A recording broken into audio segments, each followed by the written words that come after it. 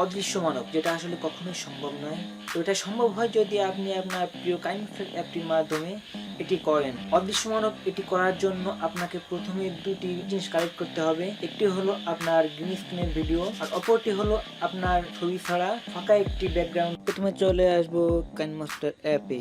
এরপর কাইনেমাস্টার asset store থেকে FX এ click করব। করার পর একটু নিচে গেলে দেখতে পারবো নিয়ন আউটলাইন। তো এইটাকে ইনস্টল করে নিব। এইখান থেকে চলে আসলাম কাইনেমাস্টার অ্যাপের হোম পেজে। তো এখান থেকে মিডিয়াতে ক্লিক করব। তারপর আমার যে কাঙ্ক্ষিত ভিডিওটি আছে, যেটা আমি এডিট করতে চাই, সেটা এখানে এক্সপোর্ট করব। করার পরে এমন তো কোনো জায়গায় ভিডিওটি কেটে নিব। কেটে নেওয়ার পর আমার এই ভিডিওটিকে আবার দুই ভাগে ভাগ করতে হবে। আমি যে নিয়ন যে আউটলাইনটি যেটা অ্যাড করব, ওইটা বাদে আগে যেটুকু থাকবে সেটুকু আমি আলাদা করে নেব। তো আমি যে 5 সেকেন্ড কেটে নেওয়ার পরে ভিডিওটিকে আমি প্রথমে এক্সপোর্ট করব। ভিডিওটি এক্সপোর্ট হওয়ার পর আবার মিডিয়া থেকে আমার সেই এক্সপোর্ট হওয়া ফাইলটি নিব। নেওয়ার পর আমি যেটুকুতে নিয়ন যে আউটলাইন অ্যানিমেশন এটা অ্যাড করব, সেটা বাদে আগের অংশটুকু এইটা আমি কেটে নিব। এটুকু আমি কেটে নিব। কেটে নেওয়ার পর পরের অংশটুকু যেটুকুতে নিয়ন আউটলাইন অ্যাড করব, ওইটুকু ডিলিট করে দিব। তারপর ভিডিওটি এক্সপোর্ট করব। আবার চলে আসলাম কাইনেমাস্টার এর হোম পেজে। তো এখান থেকে আবার মিডিয়াতে ক্লিক করব। করার পর আমাদের সেই ভিডিওটি আবার নিব।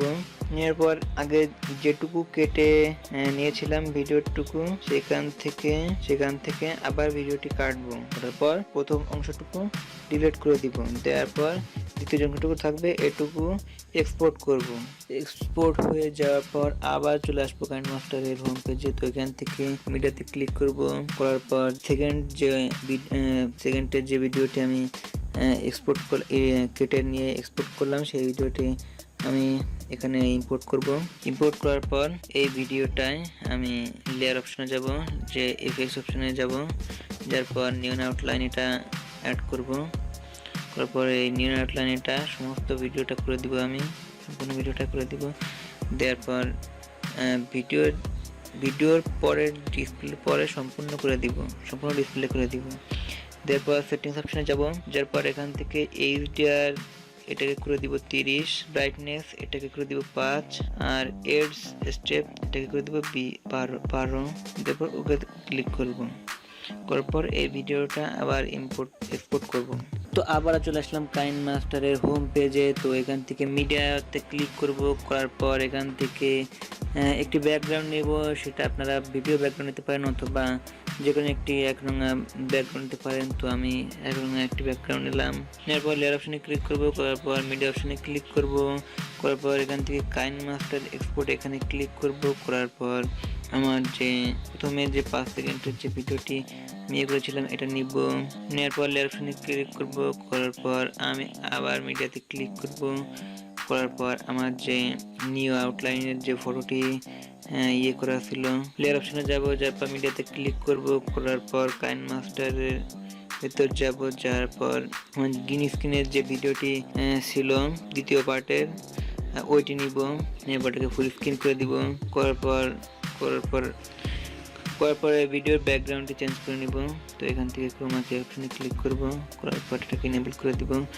এরপর দেখা যাবে যে ভিডিওর ব্যাকগ্রাউন্ড চেঞ্জ হয়ে গেছে। তো আমি এখান থেকে কম বেশি করে নিয়ে আমার ভিডিওটা ঠিক মতন করতে পারবো। তো এরপর লাস্টবারের মতো লেয়ার অপশনে যাব। যার পর মিডিয়া অপশনে ক্লিক করব। করার পর কাইনেমাস্টার ফোল্ডার থেকে যেমন নিয়ন আউটলাইনের যে ইয়েটি রয়েছে, তো এইটা নিব। এবারটাকে ফুল স্ক্রিন করে দিব। নেওয়ার পর ভিডিওটিকে আরও সুন্দর করার জন্য আমার যে গ্রিন স্ক্রিনের যে ভিডিওটি ছিল, এই ভিডিওটুকুর কিছু অংশ কেটে নিব।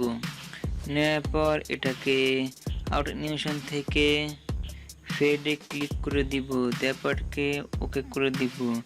তারপর যে আমার যে নিয়ন আউটলাইনের যে ভিডিওটি ছিল, এটাকে আমার যে নিয়ন আউটলাইনের যে ভিডিওটি ছিল এটার উপর ক্লিক করব। করার পর নিচে যাব, যে ব্লেন্ডিং অপশন থেকে স্ক্রিন করে দিব। দেওয়ার পর টিকমার্কে ক্লিক করব। দেওয়ার পর আমার সেই কাঙ্ক্ষিত ভিডিওটি দেখা যাচ্ছে তৈরি হয়ে গেছে সম্পূর্ণভাবে। তো এইবার ভিডিওটিকে এক্সপোর্ট করব।